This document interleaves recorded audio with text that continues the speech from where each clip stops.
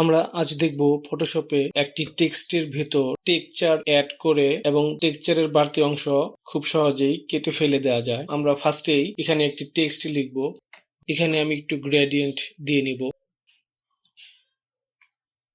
এখন আমরা এখানে এটার ভিতর টেক্সচার শর্টকাটে অ্যাড করব। তো আমরা গুগলে যে এখান থেকে যদি এই টেক্সচারটি নেই, এখান থেকে আমরা কপি ইমেজ করে নিয়ে কিবোর্ড থেকে এখানে এসে Ctrl+V দিয়ে পেস্ট করব।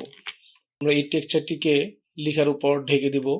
লেয়ারের উপরে যে অপশন রয়েছে, আমরা এখানে এসে ব্লেন্ডিং অপশন থেকে দেখে নিব কোন অপশনটি রাখলে ব্লেন্ডিং সুন্দর হয়। আমরা যদি লিনিয়ার বার্ন এটা রাখার পর আমরা এখানে দেখতে পাচ্ছি আমাদের টেক্সটের ভিতর যে ইফেক্ট তৈরি হয়েছে, কিন্তু টেক্সচারের যে বাড়তি অংশ রয়েছে উপরে এবং নিচে সাইডে, আমরা চাচ্ছি শুধু টেক্সটের ভিতর এই ইফেক্ট থাকবে। তো আমরা শর্টকাটে এখান থেকে যেটা করতে পারি, আমরা এখানে লেয়ারের নিচে এই যে টেক্সট, যে বাংলাদেশ লেখার যে টেক্সট রয়েছে, এটাকে আমরা ফার্স্টেই কিবোর্ড থেকে কন্ট্রোল চেপে ধরে আমরা ঠিক টি এর উপরে আসব।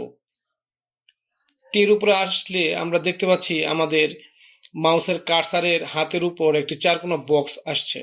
টি এর উপরে থাকা অবস্থায় বক্সটি আসবে, ডানে বামে গেলে আসবে না। তো এই বক্সটি আসার সাথে সাথে আমরা এখানে ক্লিক করব। ক্লিক করলে আমরা এখন দেখতে পাচ্ছি আমাদের লেখাগুলো সিলেক্ট হয়ে গেছে, বাংলাদেশ লেখা। এখন আমরা এই টেক্সচারের লেয়ার সিলেক্ট থাকা অবস্থায় আমরা এখান থেকে মাস্ক করে দেব এবং মাস্ক করার সাথে সাথে আমরা দেখতে পাচ্ছি টেক্সচারের ইফেক্ট শুধু লেখার উপর রয়েছে এবং চারপাশে যে বাড়তি টেক্সচার ছিল সেগুলো কেটে গিয়ে শুধু লেখার উপর টেক্সচার ইফেক্ট তৈরি হয়ে গিয়েছে। তো এভাবে আমরা লেখার উপর টেক্সচার ইফেক্টস তৈরি করে নিতে পারি।